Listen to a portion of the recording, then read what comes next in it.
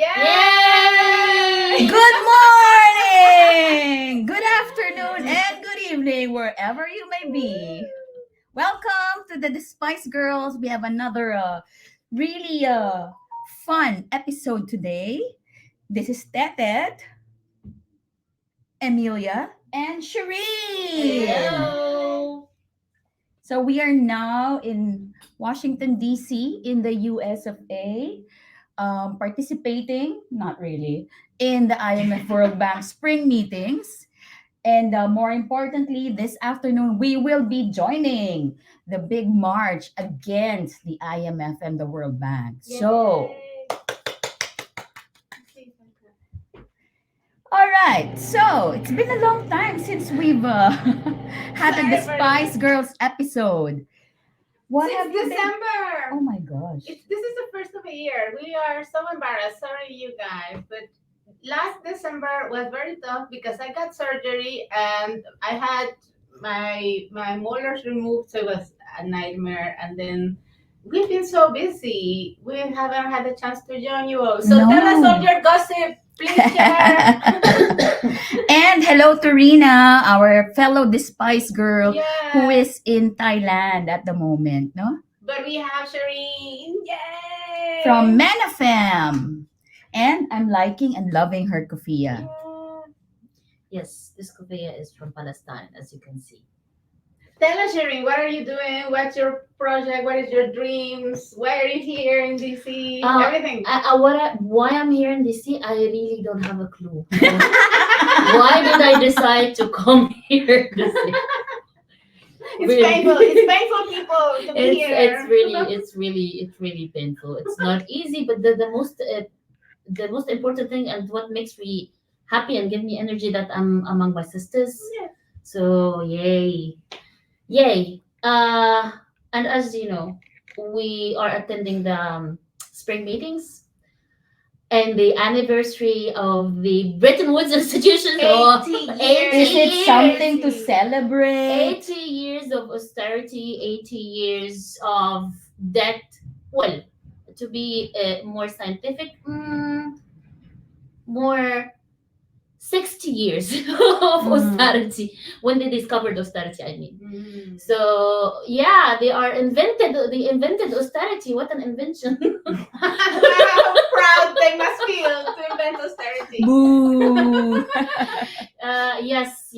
So we are here to say end austerity, And austerity. end austerity, cancel the debt, eliminate all the harmful, unfair policies. We're actually leading on. Can you see this? Can you see No. this? No, you should bring it closer. Yeah. Stop IMF surcharges. Stop IMF surcharges. Explain our audience what are the surcharges. Yeah, surcharges is actually an extra added. I mean, I know a lot of colleagues from our countries and other countries from the global south are following us now. Yeah. So, in solidarity, of course, Yeah. but in solidarity on debt also, because the most indebted countries, like where I come from Egypt.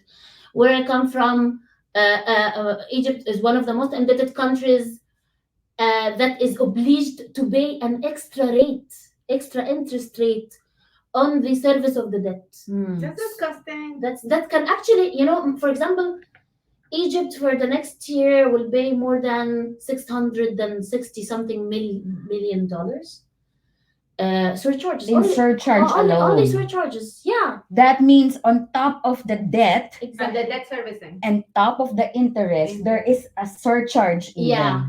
Wow. Only for the countries that borrow a lot and pay back for a long time, in a long time. So that means the most in need countries. Exactly.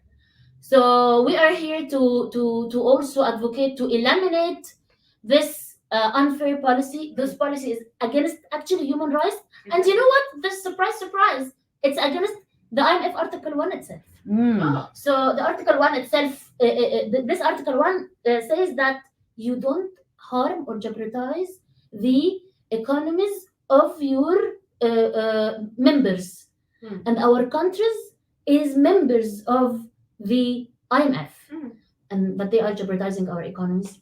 They don't give us a space to do social spending. They are harming us with austerity measure, cutting on public spending, no education, no health, nothing, and adding on top of this the ecological crisis, the climate change, and yeah, They're criminals. yeah, So, for our friends out there who may not know a lot about how these criminal financial institutions work, the IMF and the World Bank was founded after the Second World War, supposedly to help countries that are in need of rebuilding, reconstruction.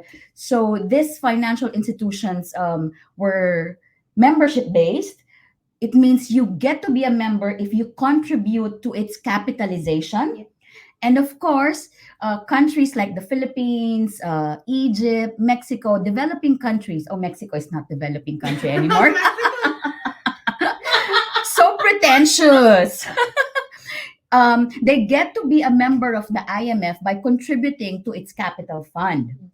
But your voice or this country's votes in the IMF and the World Bank also depend on the amount of money, on the amount of capital that they contributed to these banks. So it means smaller countries may have contributed, but because they contributed less than the bigger countries like the US, Germany, Japan, etc., they also do not get equal voting rights. So the voting rights depend on how much capital they've contributed. Yeah? yes, yes, exactly, exactly. I saw yesterday a tweet. I'm sorry I'm misquoting, but when we'll find the quote, we will share that in the give credits to who said that. But yesterday there was a conversation inside the venue, and someone asked the question. If we were in a regular democracy, would we give more votes to the wealthy to decide on everything in the governance system? And if we will not do that in the regular society, why are we doing that? Because that is exactly what we're doing. We're giving more voting allowances to the wealthy just because they have money. Of course. And that's actually one of the key issues here, why we are here during the spring meetings. It's to really, really criticize the bank practices. Of course, it's a bank. It's here to in the business of making money. And they're making money out of developing countries Yeah. already in need of that financing. Yeah. But it's also because we are protesting and criticizing this lack of democracy in terms of how the voting power is allocated, Yes, and more importantly, how the policies of these banks are Yes. shaped. exactly, Yeah. exactly. And I want to add two things on what you and maybe also Tete, you can explain a little bit about what is the quota system. I know what quota, the term quota, since I was a child. The quota, because of the quota, because of the quota, and the voting rights because of the and I didn't understand what is this, and I didn't understand how deeply it is affecting our daily life. That because we have a small amount of sharing, yes, we are poor countries, of course, because they extracted our own resources to build their wealth. That's why we're poor. So and now we don't have rights to vote on our basic needs. It's not fair. So maybe that you can explain a little bit what is this quota system, and how it is affecting our life, and I can share a little bit. But Mhm. how is this quota system work? Why we are not having a vote? How do you explain quota system to non-geeks? We already said that your voting power depends on how much money you contributed, and the less money you contribute to its capitalization, the less voting power you have, the less say that you have in determining the policies that are linked to, when a country borrows, what would be the policies to ensure that these countries are able to repay. So this is not even a question of policies to make sure that countries get out of their economic problems, but these are policies to ensure that we are able to pay back the loans with interest. And there are a lot of conditionalities attached to this to these Yes. loans, no? So I think that has been the long and short story of the Yes. IMF World Bank and how it has misbehaved in many of our countries, no? Yeah, yeah, and one of the reasons also, plus what my sisters mentioned here, why we're here is also this quota system, because we have an opportunity this year till 2025 to advocate and push for different reform, at least some just reform. I know that the word justice doesn't exist in any of the even the documentations of the bank and the fund, but we need a just reform for this unfair system. So yeah. It's interesting, Amelia. No, a lot of the discussions here seem to be along the lines of reforming the international financial architecture. So it sounds geeky, but it gives you the impression that the World Bank, the IMF are serious in reforming the way they do business because it's proven to be more harmful and more disastrous for countries like ours, for people in our countries, no? What can you say about these calls to transform the international financial architecture? I want to follow up on what Shereen said because I find it very interesting when she said there is no word on justice in the entire documentation of and the policies. And supposedly these are the development institutions, right? And this is we have been discussing a lot. We will share with you in the future episodes because we have another announcement. We will have another episode next week, so we were gonna try to catch up with all of this. We're gonna make it up to you Yeah, for our sorry for long you absence. guys. But we will share that we've been having many conversations among feminists from the global south, all of these amazing, brilliant stars from the feminist movement and others. We have been thinking about how to radicalize ourselves, how to go deeper into our feminist understanding in this horrible imperial world. So one of the reflections we've had is, are we going to keep on pushing for development? You know, and what is the human rights framework in that line of development without anti-imperialist struggles or Mm. without calling for justice or reparations? How does that look like? And how do we feel about calling for that without justice, reparations? We don't feel good. We don't want to keep on doing it. And that's why the framework of development allows these institutions to say we don't need to talk about human rights, we won't mention justice because that is not our job. So what is your job? What are you doing? You're really profiting on the misery, on poverty, on inequalities.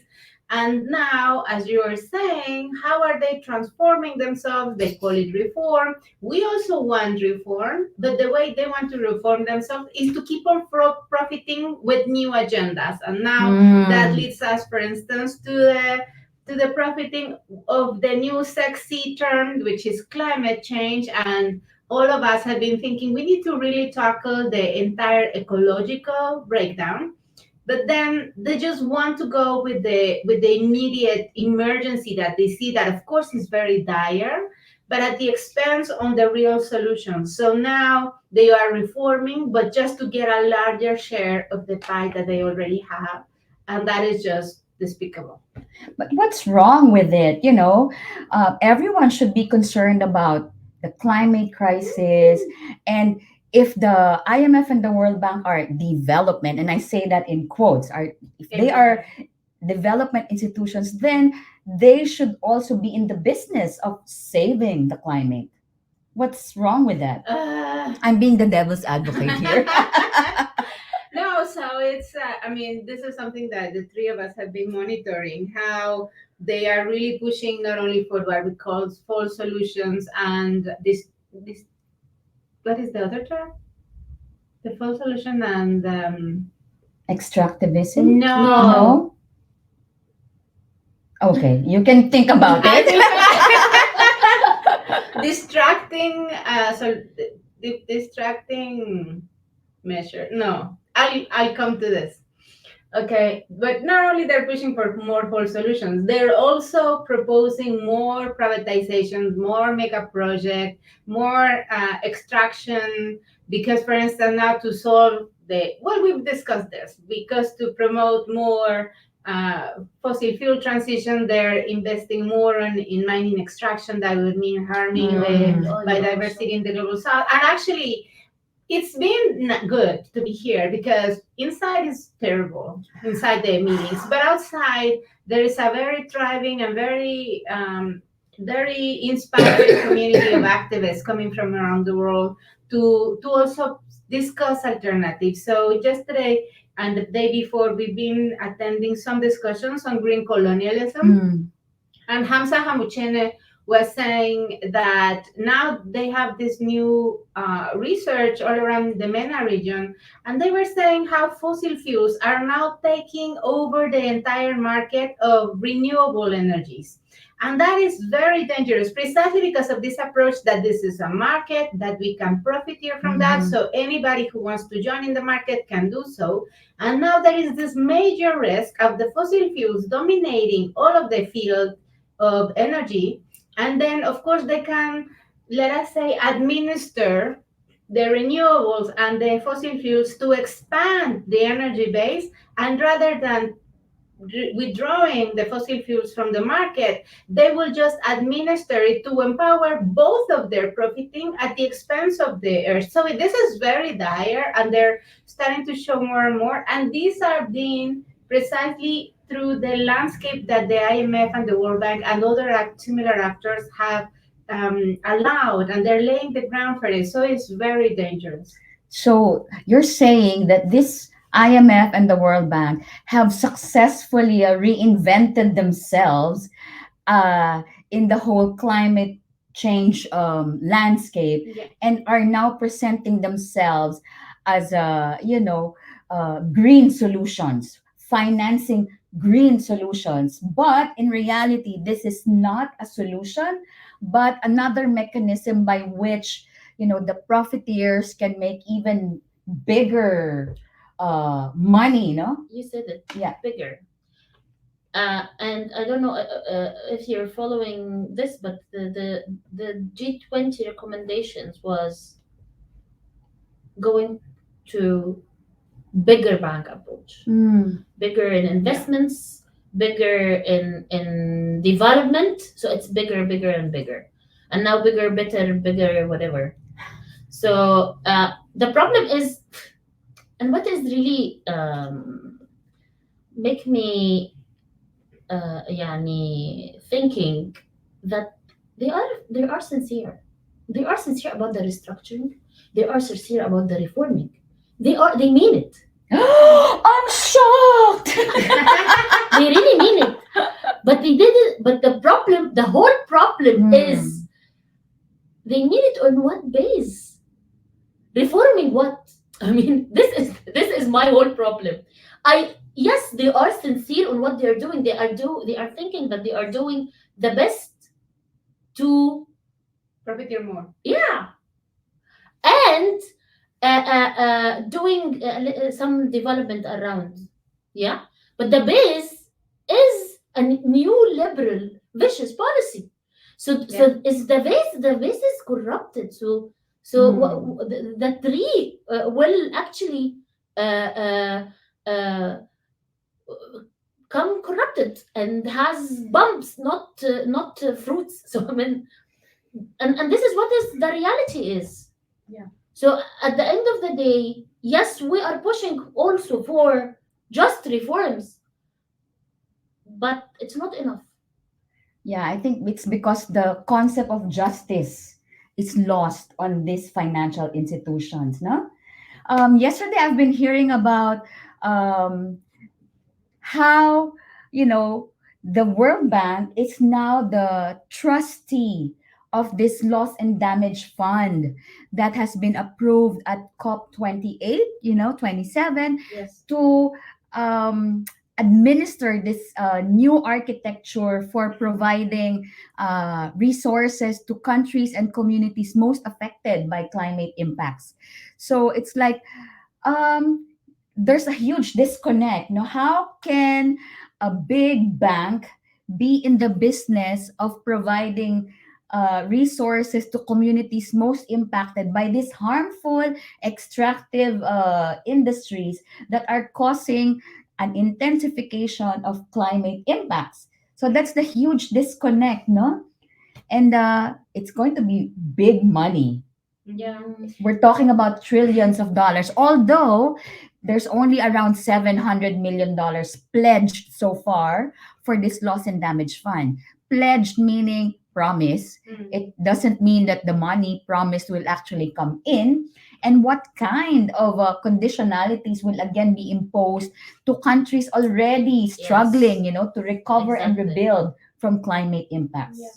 It's going to be loans, but we're saying it should be grants. We're not talking about loans here. This is no? a problem. Mhm. This is a problem of the world, يعني, having the loss and damage fund hosted by the World Bank, because it will come with a package, with the World Bank package. Like what is happening with the SDRs when the rechanneling method was being hosted by the IMF. What is SDR? Please explain our audience. Tell us about SDR. We're getting so animated here, no? We're gossiping about the World Bank. Let's do it. Now the SDR, the special drawing rights. Remember during the COVID time, there were an issuing of uh, amount of money like around 630. I don't. I all my entire life I cannot pronounce the big numbers in Arabic or English or any other language. So I say it like single digits always. Yes. So but 630 billion dollars. SDRs. 130. Billion SDRs.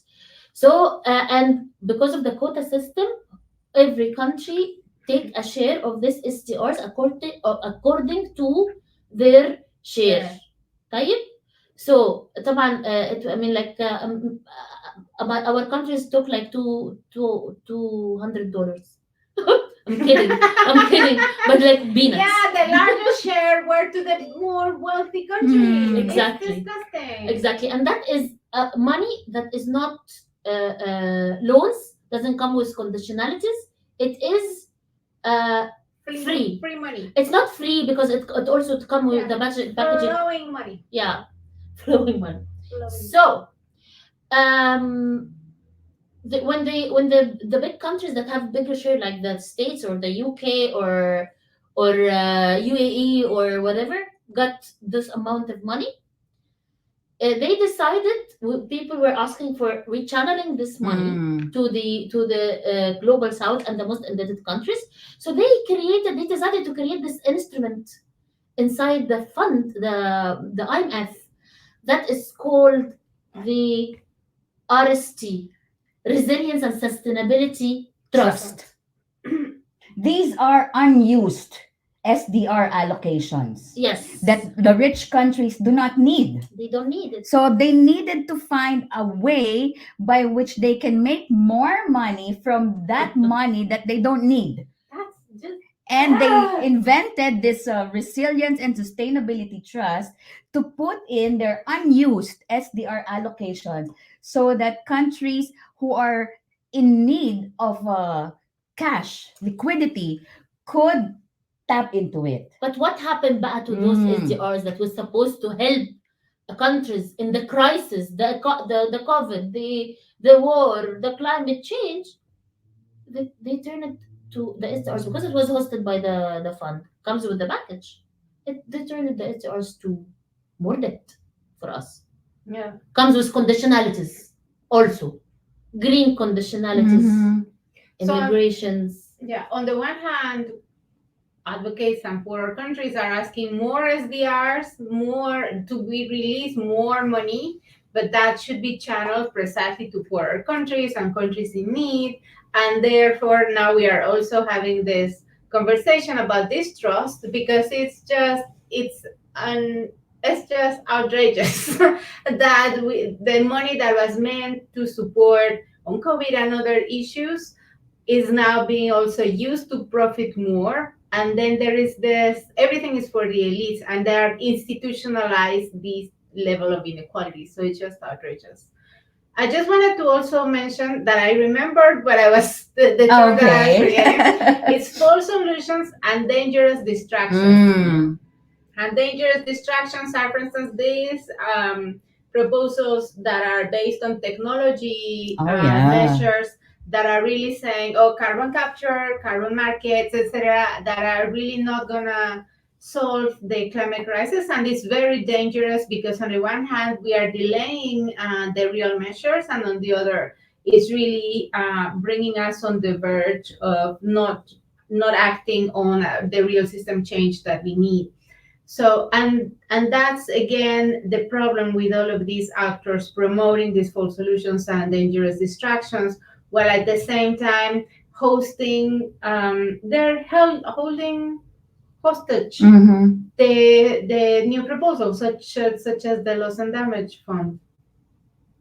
And it is said in writing that the loss and damage fund will only be there temporarily while it's being set up, and then it's going to transition somewhere else, and the somewhere else is going to be decided. But there is a precedent of another fund in the climate arena that was also set up in that level, and it was supposedly going to be only under 3 to 5 years under the guardianship of the World Bank. It's been more than 10 years, and the World Bank keeps on delaying and delaying. And now there's not even, they don't even allow a conversation to transit out because they are really getting a hold of all of the money and the decision making, because it's also putting them in a very powerful position. So that is the fear of Mm-hmm. activists, that the World Bank will hold on to it the same way they did it, even without clause stating very clearly that it needs to transit out. So it's supposed to be an interim arrangement, Exactly. no? That the World Bank will be the host of the Loss and Damage Fund in the initial 4 years of its setting up.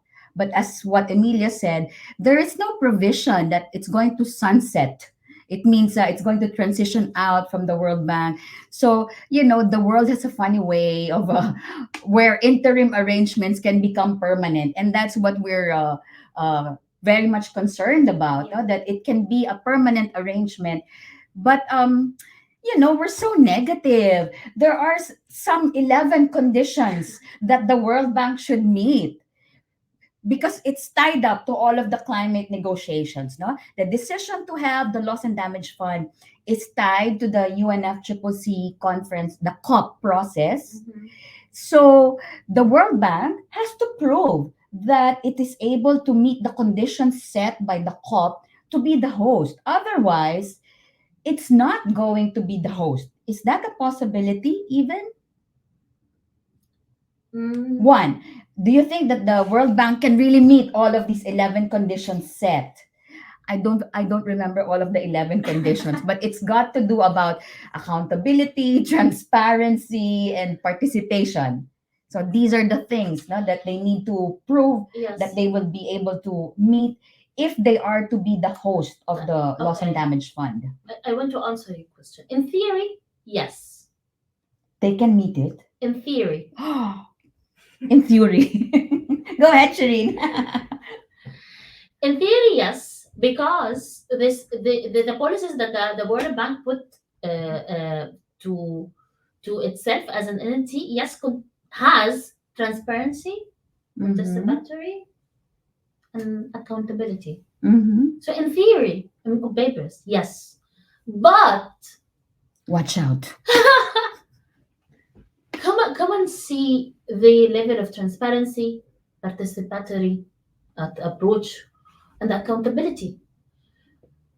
For example, the when we're speaking about the bank projects, own development projects, for taking the IFC, because it's it's the World Bank Group, taking the IFC as an example. The IFC as an example was funding the Titan cement factory in Egypt, which caused a lot of harm to people, a lot of harm. We were working by that time on this, and I have a documentary actually around the Titan cement factory. And last yesterday, our colleagues at the Big Shift movement also has a very interesting screening on 3 cases Mm-hmm. of the IFC funding call around the global south. One of them was the Titan cement factory. So, and then ha- funding a cement factory that was causing already harm, and then funding them to use coal in their fourth oven. I mean, when I was shooting the film, I was standing on one of the neighborhood balconies, and I can literally touch the wall of the cement factory. Really? Literally, literally.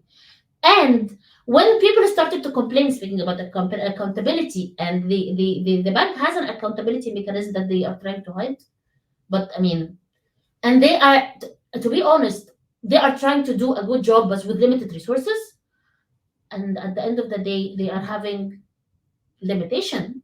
So the bank, after years and years, and people died and went to jail. People, children was born with lung diseases, and the bank deported without even providing remedy, Mm. without having a responsible exit. And now the EBRD is funding because they don't know.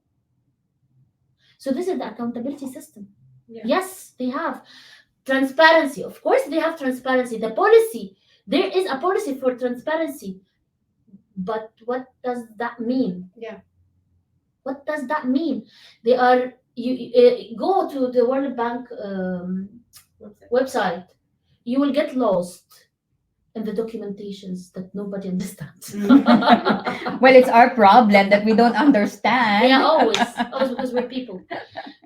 So yes, what kind of transparency Mm. then? Do we know what is happening behind closed door? No, no, we don't. But it has a transparency policy. Participation, of course, there is in the World Bank. There is a participation approach, doing consultations with people, Mm. but go on country level, dig more. Go on country level. Many of the countries, the consultations are only ticking in the box, just tick in the box. Yeah. So yes, in theory, Mhm.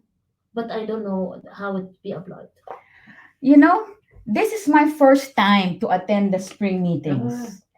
And yesterday, when I went inside, I really felt like, it's a very dead place. It's a cold and dead place where your energy gets sucked. And it's The so mentor. it's tormenting, no? It's a dementor creature. And I really felt like, okay, why are we engaging these horrible institutions in on their terms, on their turf? There's no space for us. There is a civil society policy forum, but I found that supposedly this is now the space where civil society can interact with representatives of the bank and have a dialogue. But what can you say about this policy forum space? How effective is it? Now they're laughing.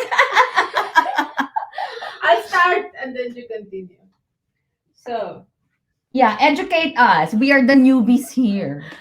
so 10 years ago, well, more, there is this story of people protesting in the streets to shut down and to burn them to the ground, right? The IMF and the World Bank. And the more and more the protest became the louder and had wider presence, they also realized that there was a concerned citizenship that needed to engage more. And so at the beginning, they offered the same way that we have a space to engage in the UN processes in many ways. Here in the Despise Girl sessions, you have heard in many platforms how there are different ways to engage, and civil society is always trying to make the best out of those opportunities to influence outcomes.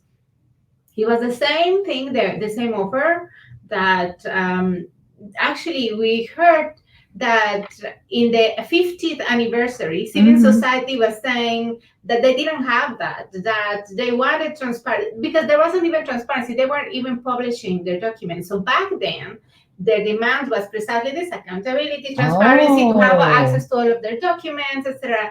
So the proposal was to open up this CSPF, the Civil Society Policy Forum, to engage in an equal footing. It's not only that, oh, we're gonna read their papers, whatever. It's an equal footing. They're gonna come and we're gonna set up some conversations and some dialogues, and we're gonna express our views, and they're gonna reply to us, and they're gonna listen. They're gonna be sitting there and listening to us, and there's gonna be an open dialogue. There's gonna be a public dialogue. So that's how it started. But there is an assessment and positive and negative. Shereen can also talk from within how it works. But from the outside, what is understood, but it's not necessarily just to on the responsibility of the forum, is that also there was an developmentalization of the expertise on the organizations that are monitoring the World Bank and the IMF. Meaning, and just want to remind you all, I think we told you this anecdote a couple of years ago. We were having a meeting with the gender expert on in the IMF on the gender strategy. And we were saying, we don't want it because you're imposing austerity measures and you're violating women's human rights. So what's the point of having a gender strategy if you, in fact, de facto, at the core of your actions are imposing austerity and therefore withdrawing budget from public services and therefore impacting women's human rights? And what she said was, I'm not gonna go into the explanation of how macroeconomy works because you wouldn't understand.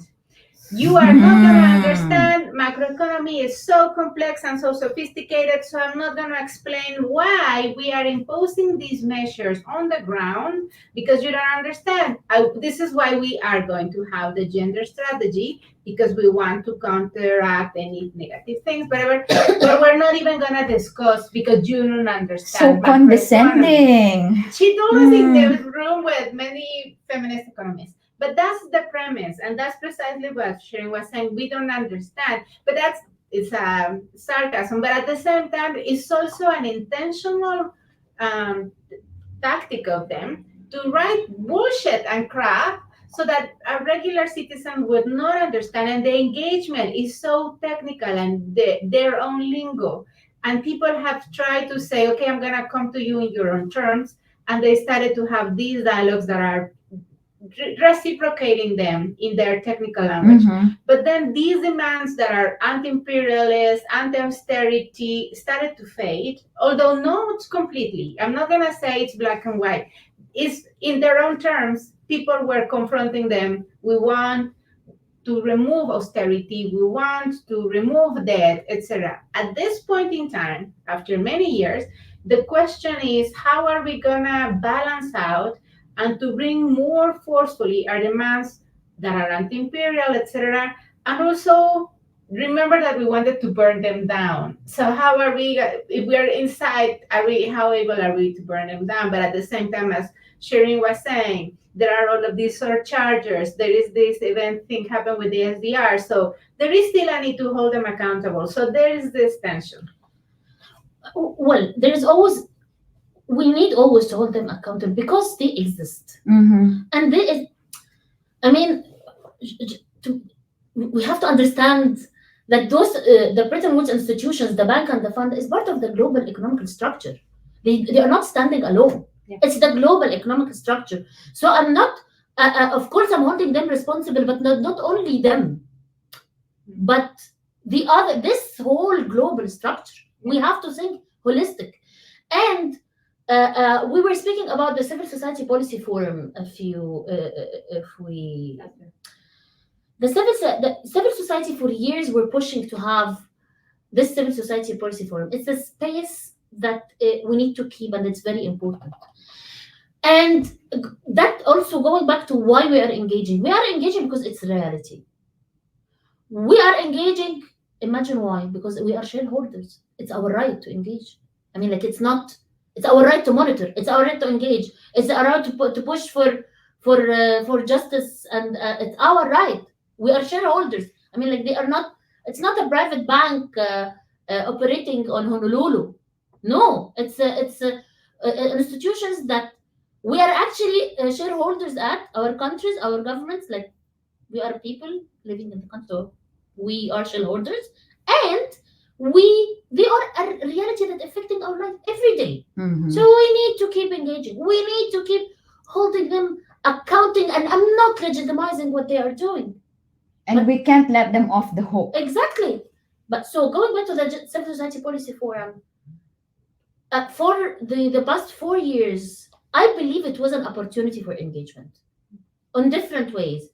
And it was also an opportunity for our more technical colleagues to confront the unfair policies, to confront and to have our own, to put our own alternatives on the table. Mm-hmm. And there was, I cannot say that there wasn't a change. There were a change, slightly change, but because of what? Because we always raised our voice. People, when the revolution happened and the Arab Spring happened in 2011, people went to the street in Egypt, in Tunisia, around the Arab region. They were calling for freedom, bread, and social justice. Do you know what those institutions did? What? They were afraid. They started to say, oh, equality then, or doing thinking more out of their box, because yes, social unrest make Mm. the global structure scared. So it was our voices, but at the end of the day, at the end of the day, we need to think how this is, why they are saying reform, restructuring. No, no, no, because the system is very weak. The It's not world, working. it's not working. The Yeah. world lost their face in that multilateral system, actually, in a very technical way, even. So it's our role and momentum to push for our alternatives and to keep engaging. There is a debate on whether boycotting the IMF and the World Bank, that's always an option, where that expands to CSPF, meaning, are we going to boycott then the forum? And I think that's an individual answer. But we're also discussing collectively what would be the implications on 1 year we're not showing up. But then there is always the possibility, well, they don't care, they're actually going to Mm. be very happy. So it's always the question the same with the COP, and Sarah, are we boycotting, to what an extent, is everybody going to do it? Those are bigger questions. But I think what we came out in Marrakesh last year was much more profound. What happened in Marrakesh? Remind us. It was the annual meetings, and we did we host this past session in Marrakesh? I don't think so. I can't No, remember. no. So it was the annual meetings, and it was held in a country of the global south for the first time. So it was in Marrakesh. And so the discussion outside was very vibrant. There were alternative forums. We organized one with the end austerity campaign, and in the next day we had a forum that was what was it called? Which one? The future, Reclaim our future. reclaim our future, and we were in parallel forums. But the main discussion was why we lost our commitment on anti-imperialist struggles. And then it doesn't it doesn't The change, street are you inside or are you outside. The most important thing, are you calling these dynamics out? Mhm. Are we going to be super strong together in saying this, or are we going to let the people in the streets calling for an against imperialism, and then all of us are just going to be talking, the technical lingo, and that's just untenable. So these are larger packs, political packs, and larger conversations that we are still having. And I think for us, it's very clear that we cannot betray our movements, that we need to go back to what they're asking, and to hold the IMF and the World Bank accountable precisely on those grounds. And I think for at least for us here in this room, no, we go to these meetings, engage with these institutions, with these bureaucrats, not with the illusion that they are really going to, have earth-shaking reforms that will respond to the gravity of the situation. But we are here to push it, to push the agenda, very much mindful that real change can only happen because of the pressure from outside. So, in a way, it's a good reminder for us engaging in this highly specialized and highly technical space, that we are here inside because of the larger calls outside. You know that the policies of these banks on privatizing, on cutting social spending, on more austerity measures, these are causing havoc in the lives and livelihoods of our people. And we can't let them get away with murder. So that is our job, for the few of us who are privileged to come here in these official spaces, not really forgetting the bigger picture why we are here in this space, no? Yeah. And also to remind our friends that there are many things happening in the streets. So every morning there have been many organizations calling to shut down the fossil fuels industry, to spend more on public services. And today there's going to be a big march. We are here in DC and it's almost 11 a.m. We are wrapping up very early because at 12 at noon we're having a march. Shereen is going to be speaking in the march with many other people, and we're gonna protest outside, and that is also very important. Many local citizens are gonna join. There's gonna be also a very packed agenda on messages of all sorts of demands. And I think that is also very important, not to pretend that we are here, oh, we're just gonna have these technical dialogues. As Tete was saying, and Shereen was also conveying that message. The most important thing is to convey this pressure to the decision makers, whether they're inside or outside, that we want a different system. Great. That's why we'll be wearing our feminist bulldozer shirts in the streets of DC. The DGs in DC. I want one. Yes, everybody should get one. We should talk about that in our next episodes. We no? have a plan. We have a plan. Yeah. So what else? What is happening next? Next week, we will move to another UN space where this outcomes here, where whatever they are, because a lot of the sessions here are restricted. It's crazy, you come all the way to Washington, D.C. to attend the spring meetings, but you find that a lot of the meetings are actually closed, restricted, and you just hear about it, that these are the decisions that they've come up with. But whatever comes out here from DC will also feed into discussions around the bigger issue of financing for development. So that is what will happen next week in New York. No, get to talk about all of the structural linkages of finance, trade, tax, illicit financial flows, etc., etc. So So we'll have a session next week. We have a special guest for you. Stay tuned. But before we go, and better to make use of this time because we have Shereen here with us. I wanted you to tell us more about what you're doing in the MENA region. You are leading MENA Fem, which is a very inspiring network of feminists in the MENA region. Tell us a bit more. What are you doing, and also about a school, the project of a school on feminist economy. Tell us more because people think, oh, these geeks and these technical people are just detached from the ground and from the world because they're just coming to these technical meetings. But tell us, what is your real work? Why are you here? Because of you're rooted in your region. Yes, MENA Fem movement is a feminist movement and network from the MENA region, from the Mashriq and Maghreb. So we work on ecological and economical justice to help and to develop the knowledge and the tools of the movement to elevate the knowledge and the tactics and the advocacy and the approaches of the feminist movement in the region to be able to engage on this global movement around economical and ecological justice. We're focusing on issues like debt and austerity, of course, from our feminist intersectional feminist perspective.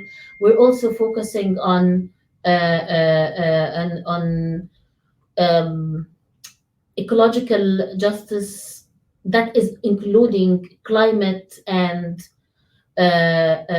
food sovereignty, agriculture, and the finance mechanism behind what is happening around, and its nexus between debt and other policies. So this is in a nutshell what we are doing in the region. We have members from Egypt, from Tunisia, from Morocco, from Jordan, from Lebanon, from around, and we're open for also and with all the solidarity with colleagues and sisters from Sudan and Palestine.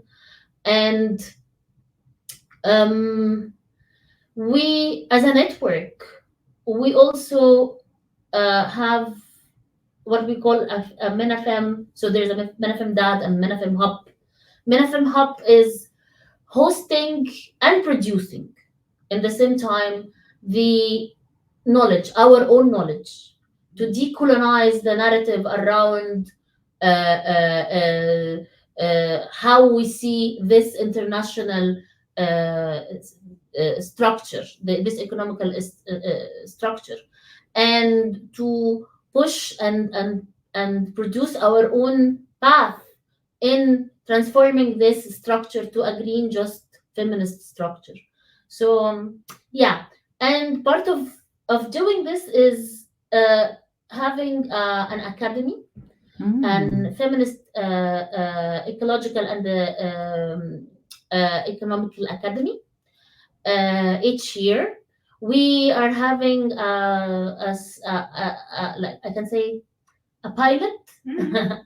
But with many thanks to Femnet, our sisters.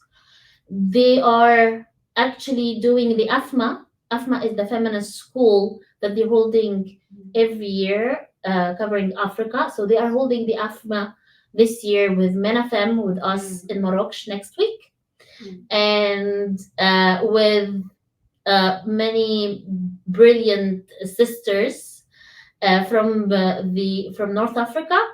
And by the way, they are not economists. They are most of them are activists and active in different sectors, in agriculture, in migration, Mm. in food, on climate, on debt, and then on also economy. So because we want, this is something that we want everybody on the street to understand what austerity means, Yeah. what how this how cutting on the education system affects your life, how cutting on the health system is getting Mhm. our life, what is the debt, the gendered impact of debt on our life, without using the big terms. I believe creating this this not holistic, this vision around the technicalities, the economical technicalities, is very capitalistic, because that prevents people from relating this to their own rights. It's human rights. It's human rights. It's our rights to engage and understand. It's our social, economical, cultural, environmental uh, rights. So this is the core of the feminist school or the feminist academy that we want to hold every year in the region, and hopefully spreading to the global south. Awesome. Super Yeah, I'm exciting. super excited. Yeah. Denise is sharing the Menafem X accounts so that you can also be in touch and following their amazing work. Hopefully, you also post some pictures and share how Sure. the school, the academy is doing. Sure, sure. That'd be Of course, amazing. us and our sisters at Femnet will post some pictures and maybe some exciting pictures. We wanted to have Shereen in the launch of the Rise Up video in COP, but she left. She left home that day. But we're very very happy to have Shereen now. This is something that we've been wanting to do for a long time. Shereen is a very much beloved and admired sister. We're always plotting together. We're troublemakers wherever we go, where we show up, wherever we're sitting together. Like people like, oh, it's three again. There they are again, changing the whole structure of the meeting. Disrupting everything on their way. So it's really fantastic to have you here. I don't know if you have anything to share with it also about what we're doing. It's been so long. Yeah, it's kind of boring. I don't want to bore you any more than you should be because we are off now to the demonstration. We'll be going to the march. Probably we'll have some short videos to share with you by next week. So please do stay tuned. And we want to hear back from you. No, let's have a real conversation going around here. Yeah.